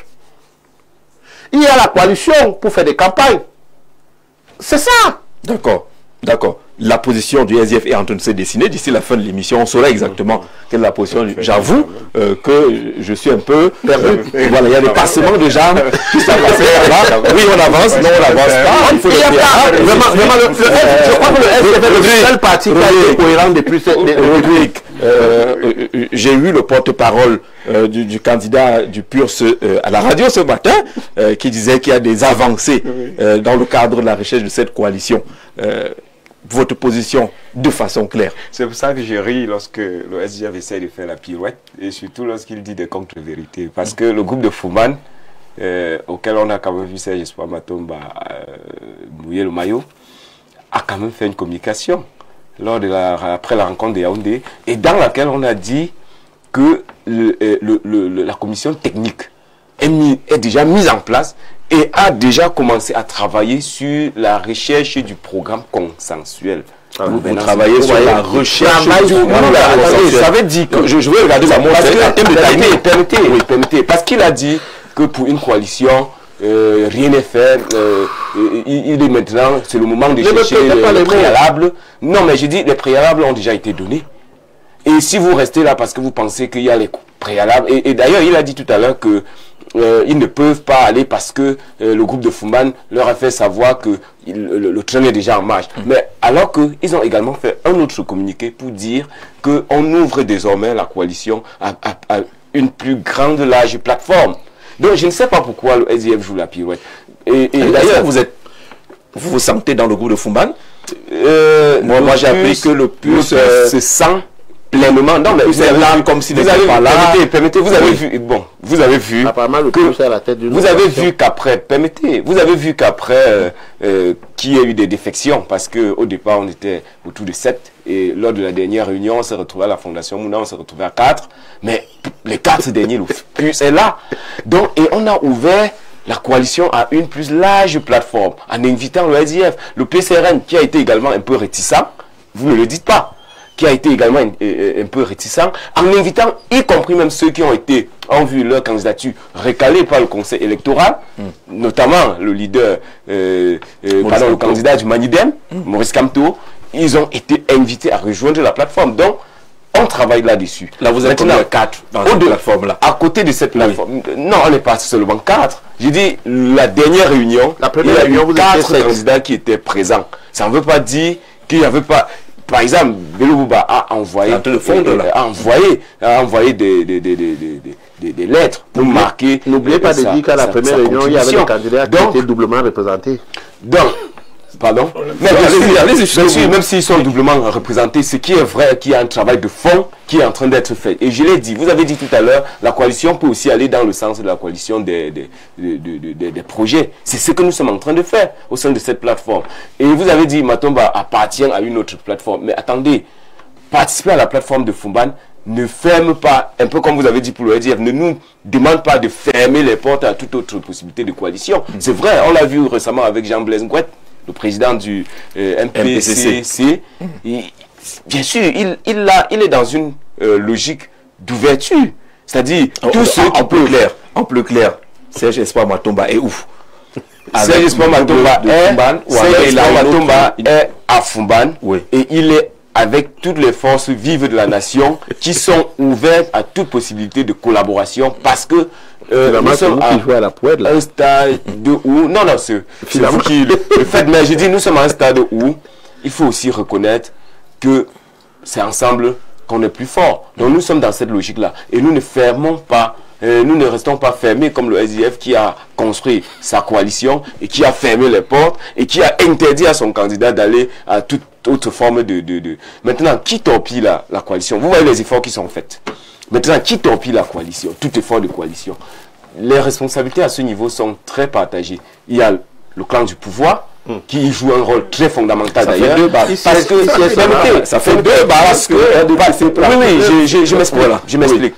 Vous avez vu récemment lorsque Bello Bouba, le ministre d'État Bello Bouba, a simplement annoncé sa candidature, il n'avait pas encore démissionné du gouvernement, que la communication du RDP s'était déjà construite autour de qui est le leader de l'opposition. Et vous voyez que nous avons un pouvoir qui voulait comme ça fabriquer son opposition. En disant que Bello Bouba est le leader de l'opposition. Non, statistiquement ça tient. Mais cette communication, qu'est-ce que vous dites? Statistiquement ça peut tenir. Mais quel est l'enjeu d'une telle communication si ce n'est pas pour chercher à fragiliser toute possibilité de nous sommes en politique, des efforts. D'accord. Nous sommes en politique. Voilà, justement, c'est ce que je suis en train de dire. Voilà la première personne qui fragilise la coalition. La deuxième, sont ces opposants qui sont là, qui ne sont pas là, qui doutent, qui ne veulent même pas dire qu'ils voient ce qui est fait. Parce qu'on fait la communication, on vous montre, voilà une commission qui est mise en place pour travailler sur un projet commun, et vous dites non, rien n'est fait, on est encore au niveau des préalables. Donc moi je pense que voilà, et aussi les médias. Les médias doivent dire, c'est-à-dire doivent réorienter la communication en cette période électorale. Parce que focaliser l'opinion, focaliser l'opinion publique, on donne l'information, focaliser l'opinion publique, focaliser l'opinion publique à l'idée que la coalition veut dire candidat unique et consensuel. Pour moi, c'est un peu jouer contre l'opposition. Parce que, comme on l'a dit tout à l'heure, la coalition, elle peut aussi viser d'autres enjeux, comme coordonner les forces en matière d'observation des votes. Comme il y a 75 000 observateurs. Oui, nous, au plus également, nous sommes en train d'enregistrer, je viens de vous le dire. Oui. Et vous le savez, même ce matin, j'ai reçu moi-même des appels des Camerounais qui voulaient se faire enregistrer dans la plateforme du PUS, et j'ai envoyé cela au bureau qui s'en occupe au sein du PUS. Donc, nous aussi, nous avons à offrir. Mais seulement ce que je veux dire, venez vers nous, comme nous sommes aussi venus vers vous, comme nous venons souvent vers vous, parce que rappelez-vous quand même qu'en 2019, le premier secrétaire du PUS était le seul leader politique de la scène camerounaise qui était allé à Bamenda pour une visite de réconfort auprès du chairman, Nidjon Fundi, du SIF. Donc nous sommes ouverts, nous allons vers vous, venez aussi vers nous, ne restez pas fermés en disant que on n'a pas avancé, on ne propose rien. Nous avons des SIF plus, si vous en avez aussi, venez vers nous, que le PCRN aussi, au lieu de seulement se battre derrière, et que le pouvoir arrête de porter tout l'effort de coalition. Je voudrais rappeler aux Camerounais que le Social Democratic Front a un seul adversaire, le RDPC. D'accord, vous n'avez pas... Nous n'avons pas de problème avec le PUS. D'ailleurs, le premier secrétaire du PUS était un très grand ami à moi. Je viens de dire qu'il a été... C'est pour dire que vraiment, nous n'avons pas de problème, et j'apprécie énormément le travail que vous faites. Quand vous dites que vous êtes en train de recruter les représentants des bureaux de vote, ça donne envie d'encore croire, de plus croire à cette victoire du 12 octobre. Joseph Félix, sur la question, le scepticisme qui semble gagner les Camerounais aujourd'hui, j'avoue que les deux premières interventions n'ont pas permis aux Camerounais d'être un peu fixés, d'être rassurés sur la possibilité d'une coalition. Est-ce qu'au niveau du PCRN, on a une autre approche? Je vais décevoir ceux qui s'attendent à une candidature unique de la coalition. Nous avons travaillé hier sur ces questions à l'occasion de la réunion du bureau politique élargi au cadre, que la seule coalition unique possible au stade actuel est la coalition de la surveillance du vote. Nous avons évalué hier les actions menées par chacun des acteurs. Et nous sommes parvenus à la conclusion selon laquelle on peut arriver à 3 candidatures majeures. Mais ces 3 candidatures majeures ne peuvent pas empêcher au peuple qui souhaite le changement de faire ses choix. Donc nous estimons que c'est la sincérité en réalité qui va permettre à ce que... Vous avez listé les 3 candidatures majeures? Oui, mais je vais vous dire le travail qui a été fait. Oui. Peut-être que nous nous trompons dans la lecture. Nous partons de ce que nous collectons sur le terrain. Il y a d'abord 2 arrivées nouvelles à l'élection présidentielle, à savoir M. Bello Bouba et Issa Tiroma. Il y en a qui estiment que ce sont les opposants. Mais lorsque nous évaluons la trajectoire, parce que lorsque vous êtes opposant et que nous avons eu 2 questionnements hier autour de ces acteurs, sont-ils opposants? Travaillent-ils à la présidentielle, c'est-à-dire à devenir président de la République? À la première question, il est difficile, lorsque vous prenez les propos du ministre, je commence par le ministre d'État, à la question de savoir pourquoi il sort de l'entente avec le groupe du RDPC, notamment le président de la République. Il va dire que les accords avec le président de la République n'interdisent pas à l'UNDP d'investir un candidat à l'élection présidentielle. Dès que vous vous arrêtez là, vous constatez qu'il n'est pas sorti de l'accord. Toujours dans ses propos, il dit que la base a voulu qu'il soit candidat à l'élection présidentielle parce qu'il ne lui est plus permis de rencontrer son ami ou son collaborateur, ou son partenaire dans l'allié, le président de la République. Donc vous arrêtez sur ces deux choses. D'abord, en ce qui concerne la posture de l'opposant, vous vous rendez compte que M. Bello Bouba est tout sauf opposant. Donc c'est quelqu'un qui, dans une relation, se rend compte que peut-être qu'il... Oui, je vais expliquer parce qu'il faut que les gens comprennent. Du point de vue de l'opposition, on ne peut pas dire à partir de ces propos que c'est un opposant. Maintenant, l'ambition présidentielle. Lorsque vous nourrissez une ambition présidentielle, vous travaillez autour de cette ambition. D'abord, les postes que vous occupez et de deux, votre présence sur le terrain. Personne ne peut dire, courant ces 7 ans, qu'il a vu M. Bello Bouba travailler à nourrir une ambition présidentielle. Parce que dès que vous lui demandez ce qu'il défend comme bilan en tant que ministre au sein du gouvernement, la réponse que vous avez, c'est que le régime du RDPC ne lui a pas permis de travailler. C'est trop facile. Maintenant, on a été à l'Assemblée ensemble. Nous avons demandé aux opposants de se réunir pour avoir un groupe parlementaire. Systématiquement, l'UNDP n'a pas répondu favorablement. Donc ça veut dire que non seulement ce n'est pas de l'opposition, mais il n'a pas travaillé à la trajectoire présidentielle. Monsieur Issa Chiroma, lorsque vous revenez dans son cas, lui-même dans son discours dit que le problème c'est qu'il n'est plus en contact avec le président de la République. Dernièrement, dans une autre chaîne, son ancien homme de main ou femme de main, je ne sais pas comment on va appeler, mais Madame Soga, quand on lui a posé, général. Quand on lui a, oui, elle était plus que ça parce que c'est les deux personnes qui portaient le projet. Je dis en termes d'engagement politique. D'accord. Officiellement, non, dans toutes les formations politiques, ça existe. C'est-à-dire, vous avez des postes officiels, mais vous avez l'âme de l'ambition que vous défendez. Oui. Et quand on lui a posé la question de savoir pourquoi M. Issa Chiroma dépose sa candidature à l'élection présidentielle, elle a été formelle dans sa sincérité. Elle a dit que le ministre Issa Chiroma lui a dit que lui aussi, parce qu'il était empêché ou coupé de contact avec le président Paul Biya. Ça veut donc dire que ces deux-là, ils sont pas dans la posture, on ne peut pas les ranger, ils ne peuvent pas être avec les autres, parce qu'eux sont dans la logique de faire le chantage à celui qui va permettre à ce que si jamais ils gagnent l'élection présidentielle, qu'ils disent que... Alors s'ils les appellent demain, comme moi je vais même plus loin, s'ils gagnent l'élection présidentielle, ils disent que non, on existe toujours, il faut nous parler. Ou bien avant ça, s'ils les appellent, ils changent, ils les opposent. Donc ceux-là, n'attendez pas à ce qu'ils se mettent, nous, au niveau du PC, nous avons réalisé que on ne peut pas attendre qu'ils se mettent dans une coalition parce qu'ils ne gagneront pas dans cette coalition. Maintenant, on a une deuxième catégorie d'acteurs. Première catégorie, Bello et Issa Chiroma Bakary. Out. Voilà. Ils ne pourront pas se mettre avec quelqu'un. Oui. Nous avons donc deux cas.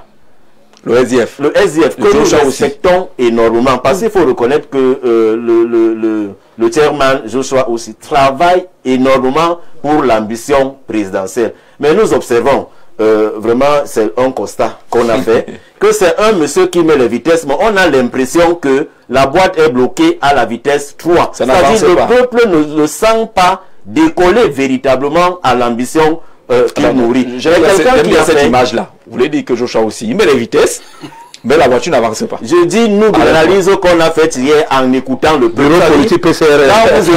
Quand vous écoutez le peuple, quand vous regardez le travail, vous vous rendez compte que Joshua aussi travaille à l'ambition présidentielle, mais le peuple qui doit adhérer à ce travail, on ne sent pas cette adhésion véritablement qui l'y accompagne. Et c'est dans ce cas qu'on met le plus. Donc, le plus aussi.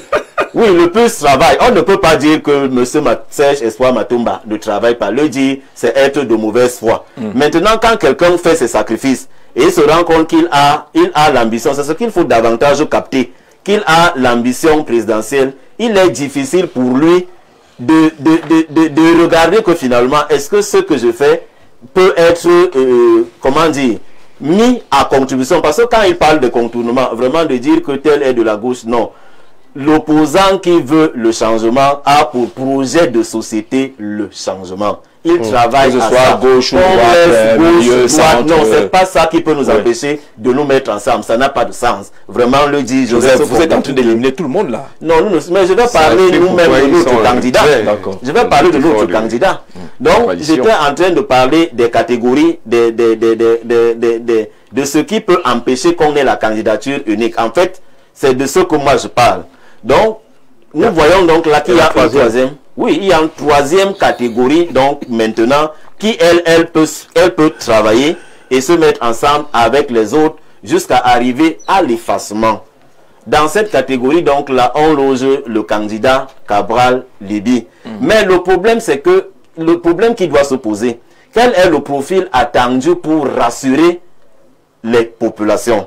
C'est donc là où il faut un minimum d'humilité. Parce que nous, tout à l'heure, il a dit le PCN fait le dos ou quoi par rapport à Fumba. Non, mais soyons sérieux. Le fait de déposer un dossier à l'élection présidentielle et être retenu ne signifie pas qu'on a la capacité, la qualité à diriger les troupes. Il faut le travail, il faut la présence, il faut montrer, et on doit nourrir, on doit éprouver l'ambition. Ce n'est pas là, justement, la question d'humilité que vous évoquez. Oui, c'est ce que ça veut dire, que le PCN manquerait un peu d'humilité. Non, ce n'est pas parce qu'on fait une analyse froide. Je n'ai pas de la conclusion qui concerne le PCN. C'est parce qu'on fait une analyse froide que cela veut dire qu'il y a un manque d'humilité. Je crois que nous avons observé que le problème qui dérange dans ces initiatives, c'est parce qu'il y en a qui estiment que le simple fait qu'il ait déposé le dossier et qu'il ait été validé signifie que vraiment tout le monde peut parler de la coalition à tout le monde.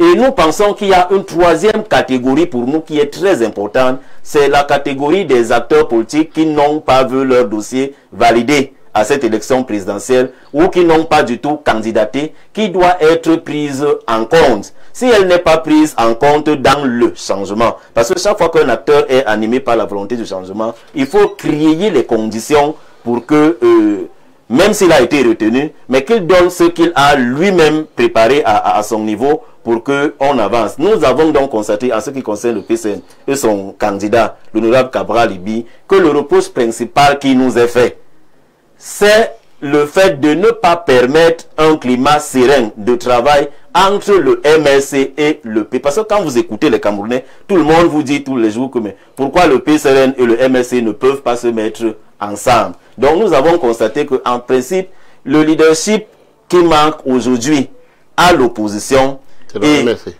Non, je n'ai pas dit que c'est le MRC. C'est le leadership de l'intérêt commun, l'intérêt général, à savoir se faire petit pour devenir grand. C'est pour cela que nous, entre autres mesures qu'on a prises, la mesure principale, c'est que nous allons le formaliser. Puisque vous allez partir vers le MRC. Nous annonçons même, nous partirons, nous disons aux militants du MRC et du PCRN que la priorité, ce ne sont pas les petites personnes que nous sommes. C'est le destin qui nous appelle. Allons répondre à la volonté du peuple.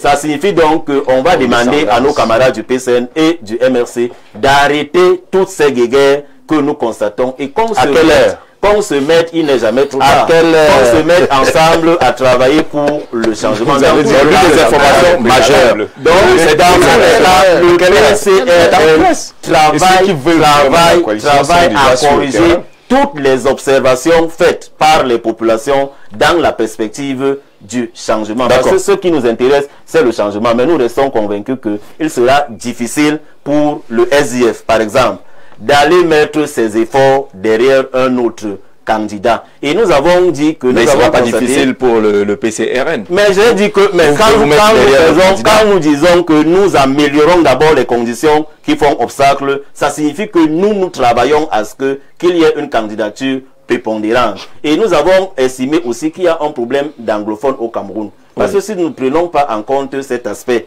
dans ce que nous voulons faire, il sera difficile qu'on atteigne nos objectifs. Il y a donc qui pensent que le candidat... Il y a deux candidats anglophones. Le candidat consensuel de l'opposition doit être un anglophone pour régler la crise anglophone. Là, vous n'êtes pas d'accord? Non, nous avons estimé que le problème...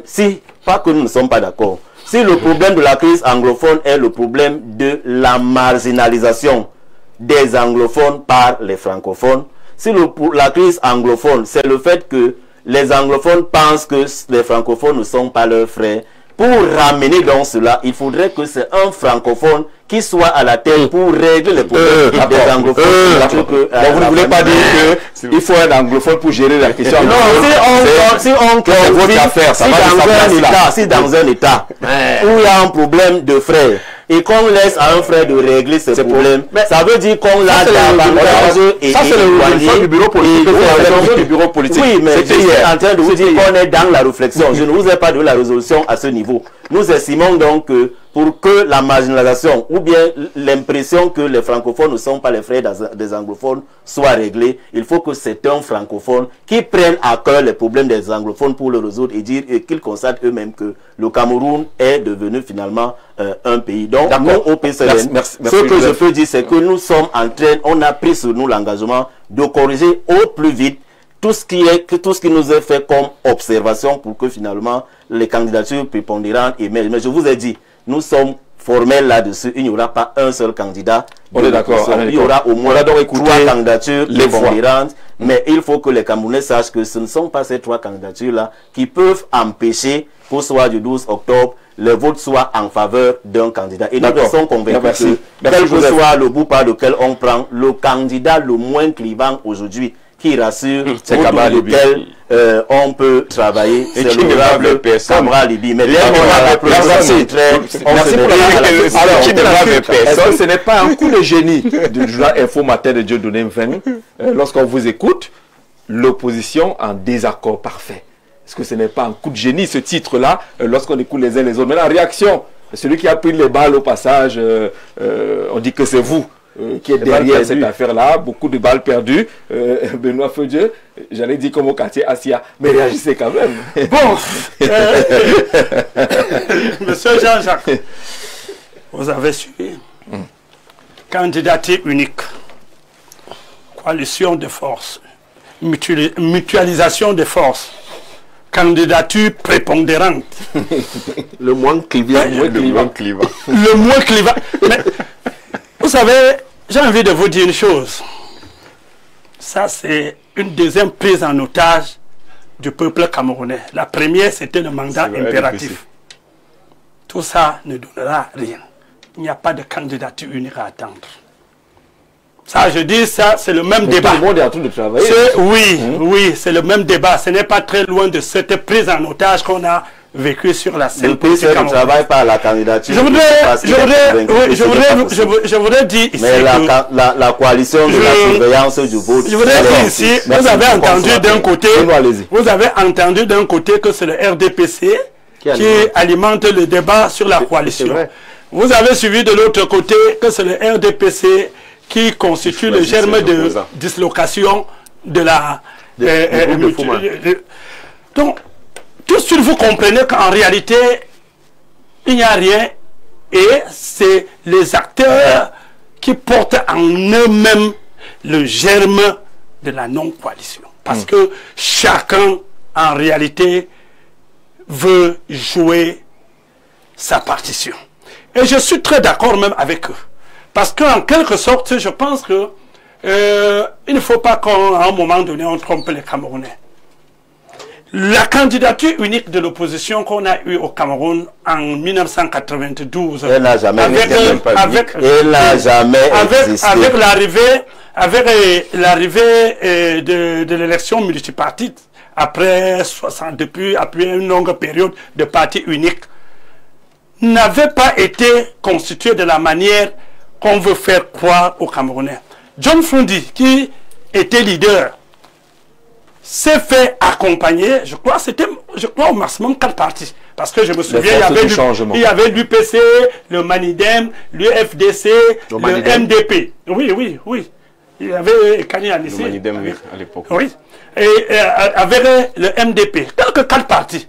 Et pourquoi cette coalition le réussissait en ce temps-là? Parce que John Frundi lui-même était une force et il ranguait les poules. Il faut dire la réalité. Et avec le retour du multipartisme, avec la découverte que les Camerounais voulaient vivre, John Frundi apparaissait en ce temps-là comme quelqu'un qui pouvait avoir, si l'élection était si simple qu'on croit, pouvait prendre l'électorat de tout le Cameroun. Vous voulez dire qu'aujourd'hui, il n'y a pas de profil. Il n'y a personne. Il n'y a personne. Un peu à la foule je vous dis, il n'y a personne. Je ne le dis pas. Il n'y a personne. Et je ne le dis pas avec un mépris quelconque. Mais je dis, je suis objectif lorsque je le dis. Et je crois que on a mené ce débat. Votre objectivité? Non, je vais vous dire, mon objectivité, il est simple, il est visible. Il est visible. Parce que Aujourd'hui, quand vous voyez, on vient sur les plateaux de télévision, il y a certaines personnes qui désignent des gens qui sont des plus populaires. Il y a même ceux qui attendent les mots d'ordre qui seraient donnés par un candidat et qui n'a pas été retenu parce qu'on estime que dès qu'il va donner le mot d'ordre, on va... Ça, l'opposition aurait déjà C'est gagné. ça un regard objectif. Bon, ouais. Mais, monsieur... Mais vous parlez de quelqu'un qui n'est pas à l'élection. Restez sur les 11 candidats. Parlez des 11 candidats. Puisque même les 11 candidats, là, citent cette personne. Mais est-ce que c'était un acteur? Donc moi, je vous ai dit donc l'objectivité, je suis là. Oui, vous m'avez parlé de l'objectivité, je vous dis, oui. Si on va dans l'objectivité, la première... le premier élément, il n'y a pas quelqu'un qui a de la foule aujourd'hui. Le premier, il n'y a pas. Il n'y a pas. Parce que? Non, il n'y a pas. Je dis il n'y a pas. Je dis même sur le plan physique que le Camerounais regarde et voit comment on rend les films. Il n'y a pas. Mais je dis, si on prend l'évaluation politique, qui est la représentativité, au moins, si on prend seulement ça, vous allez positionner qui? Alors vous négligez toutes les foules qu'on observe là. On a vu l'arrivée de Issa Chiroma je vous ai dit, dans le Septentrion, c'était immense. On aura le meeting de Belouba dans quelques heures. On imagine qui sera aussi immense. Moi je dis, il a en tournée Jean-Jacques, la semaine prochaine, nous serons dans la Léquier, nous serons à Kribi, nous serons dans le Grand Nord et nous serons dans le Makikim. D'accord. Jean-Jacques, oui. Je suis en train de dire une chose. On peut bien, je sais bien qu'on est en pré-campagne. Et puis ça gêne les uns et les autres que je dise qu'il n'y a pas quelqu'un qui peut faire la mobilisation de John Frundi. Non, on ne peut pas être. Il faut, oui, on ne peut pas être. Mais je suis en train de... Je n'ai jamais dit que vous n'existez pas. Je n'ai jamais dit. Vous l'avez volé sa victoire. Attendez, votre problème même c'est quoi? Même avec cette mobilisation, vous l'avez volé sa victoire. Que veulent les Camerounais qui sont déçus de votre présence aujourd'hui? Ils ont besoin de quelqu'un qui rassemble. Est-ce que cette personne existe? Oui. Ils ont besoin de quelqu'un qui peut les remettre au travail. Alors, vous savez pourquoi cette personne-là n'existe pas? Cette personne existe. On va dire c'est qui? Félix va dire vous refusez de voir Cabral Libi. On va dire cette personne existe. L'autre va dire Serge Espoir Matomba. Cette personne existe. Oui, c'est Joshua aussi. Cette personne existe. Donc moi je suis en train de dire, laissez-moi donc finir. Vous avez pas un candidat. Mais vous allez moi le prendre après. Certains disent qu'il a le profil, mais il faut mettre les éléments objectifs pour que le peuple se décide. Ne donnons pas l'impression qu'en 92 c'était un seul candidat. Non. Mais le peuple doit avoir la capacité de voir parmi les candidats qui est le plus à même d'apporter les solutions à nos problèmes. On va y arriver. Laissez-moi évoluer. Vous avez écouté. Allez-y, bon, je sais que ça vous fait très mal que je vous ai... C'est vous qui êtes nostalgique aux coalitions de 92. Et c'est juste pour ça que je faisais un saut. Alors que c'est vous qui l'avez convoqué. Oui, non, j'ai convoqué parce que, effectivement, mais comment vous estimez que quelqu'un d'autre est nostalgique? Non, mais souffrez aussi de savoir qu'on a eu un leader qui était celui-là.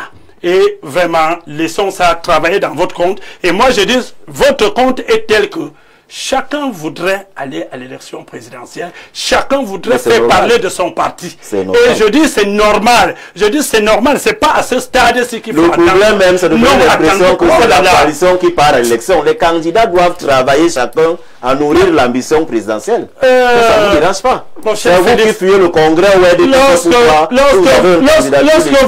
vous parlez de l'opposition qui ne s'entend pas et vous, au sein de votre formation politique, vous ne cherchez pas à avoir une candidature légitime. Permettons à Benoît d'aller jusqu'au bout. Vous m'empêchez d'évoluer. Ce n'est pas ça qui va faire la coalition que vous êtes en train de chercher. Nous ne cherchons pas la coalition. C'est ça le problème.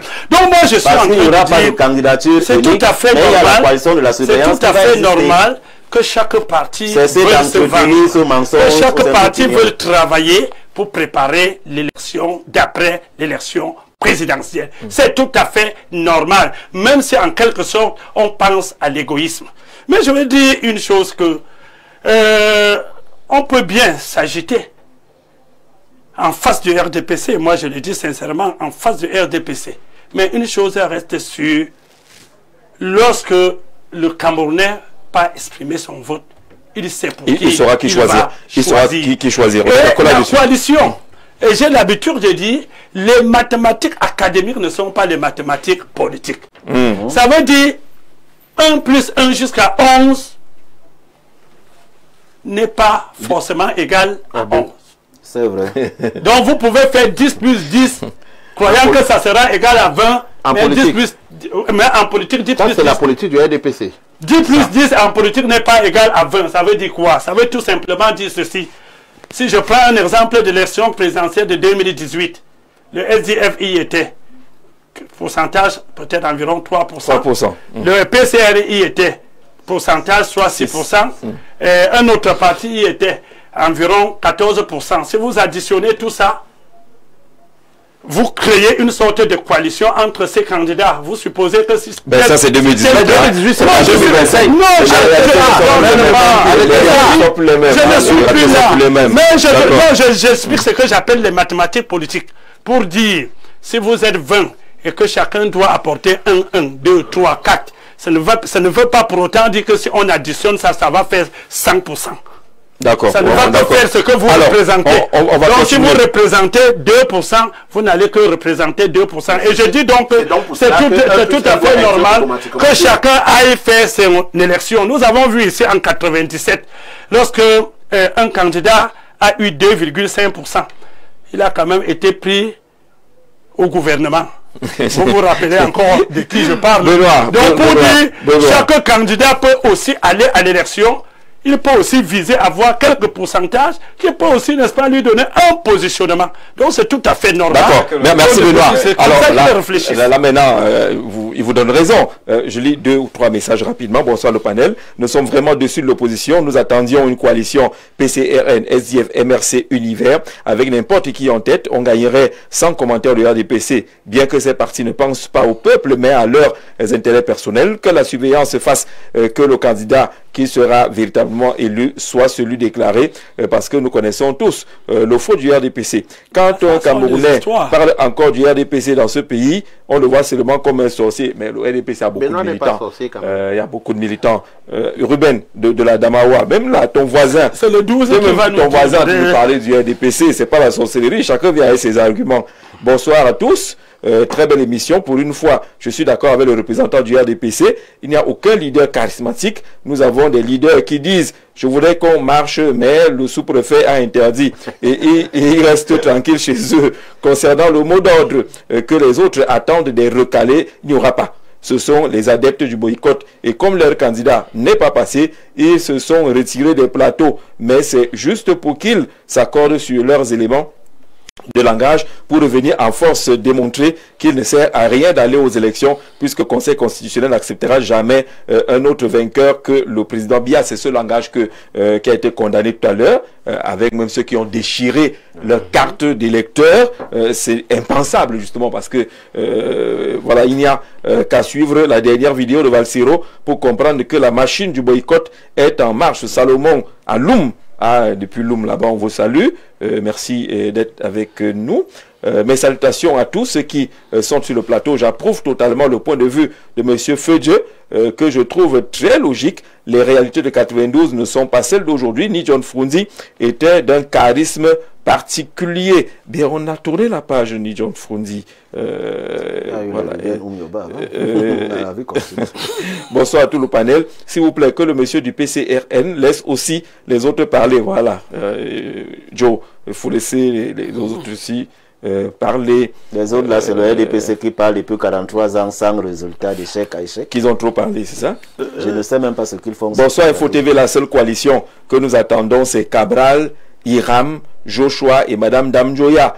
Avec Cabral en tête, vous voyez qu'il est calé, Cabral revient. C'est ça que je vous ai parlé du candidat le moins clivant. Honnêtement, quelle que soit la combinaison, son nom revient. Honnêtement, ce que le SDF raconte qu'il faut encore convoquer un congrès, c'est rabaisser le pouvoir du leader qui a été choisi au préalable par eux. Si vous l'avez donné, vous lui avez donné quitus pour être votre guide, laissez qu'il décide.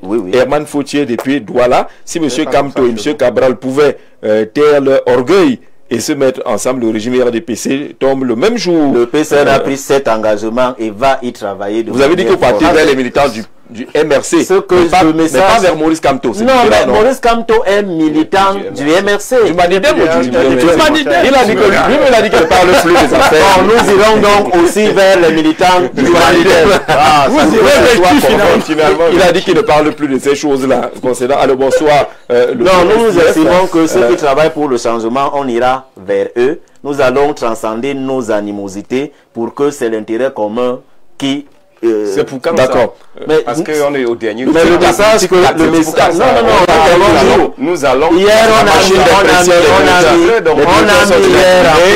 a mis hier en place un comité ad hoc nous allons qui a pour responsabilité d'aller vers toutes ces personnes qui ont été listées. Arrêtons de faire aller-retour. Écoutez-moi. Vous avez parlé tout à l'heure de la boîte à vitesse de Joshua qui est bloqué. Je crois que en réalité la vôtre aussi n'est pas très. Il n'est pas exclu que vous la voyez bloquée. Je suis en train de vous dire qu'un comité ad hoc parce que nous sommes déjà au dernier. Un comité ad hoc a été décidé hier et il est en branle dès aujourd'hui. Il y a que la prise de parole que je donne, c'est une exclusivité. On travaille à ça. Et vous devrez quand même accompagner, encourager ces volontés-là. Mais au lieu de ça, vous êtes dans une logique de condescendance. Lorsque vous dites, je ne comprends, je veux vraiment comprendre ce que vous voulez dire. Lorsque vous dites que vous-même vous ne voyez pas que un candidat qui a été retenu, n'a pas le niveau d'être à une présidence. Alors on n'a pas le problème. Moi je pense que merci. Moi je voudrais une personne à la fois. Je voudrais vraiment profiter pour dire que soyons sérieux, soyons honnêtes. Ou on veut la coalition, ou on la veut pas. Voilà. Mais nous, au plus, nous voulons la coalition. Nous travaillons là-dessus. Et maintenant, je l'ai dit, la coalition, ce n'est pas seulement la coalition de la candidature unique, c'est aussi la coalition de la mutualisation des forces. Non, nous l'avons toujours dit depuis le début. Et je vous ai dit, le groupe de Fumban a mis sur pied un comité technique. Un comité technique. Nous avons mis en place un comité technique qui est en train de travailler à modéliser justement le droit a disparu, la TP a disparu, le groupe de Fumban n'est pas encore disparu. Et j'ai écouté les gens du groupe de football dire qu'ils ne sont même pas très sûrs que ces espoirs partenariat avec eux. Ce qui est intéressant quand même, ce qui est quand même, on voit bien que le PCRN a cette... On respire, on affiche encore là. Alors, ce qui est fondamental quand même, j'annonce qu'on fera l'acte 2 de cette thématique demain. On retient encore la une de Info Matin sur cette affaire de coalition. Et je pense que justement, Info Matin, le journal de Neveng, j'aime bien ce titre qui a été choisi. L'opposition en désaccord parfait.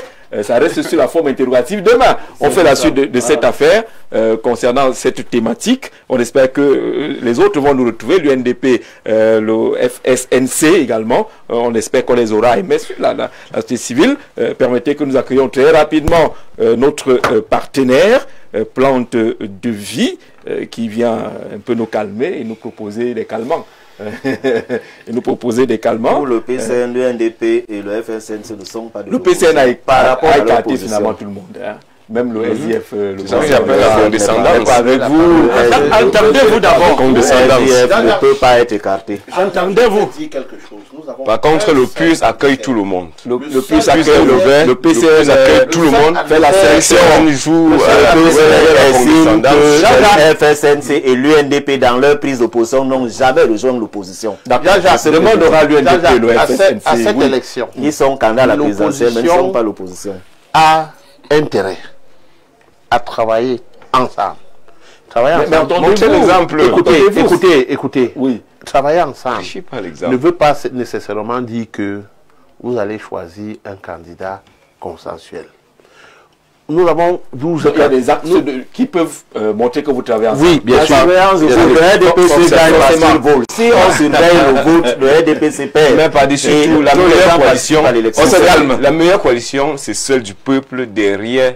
Vraiment, derrière Matomba. Oui, bien derrière Matomba, parce qu'il porte un projet. Non, mais parce qu'il porte un projet de changement. Vous savez ça. Quand vous dites ça, c'est pas bien. Il faut pas là-dessus. C'est pas forcément ce que je veux dire. C'est la coalition. C'est la coalition du peuple aussi, parce que je vous ai dit tout à l'heure, le meilleur adversaire de l'opposition en 2018, c'était les abstentionnistes. Donc, moi je pense que la meilleure coalition aujourd'hui, par-dessus tout ce qu'on peut dire là, la meilleure coalition aujourd'hui, c'est celle qui va s'intéresser à l'offre à l'offre politique. Je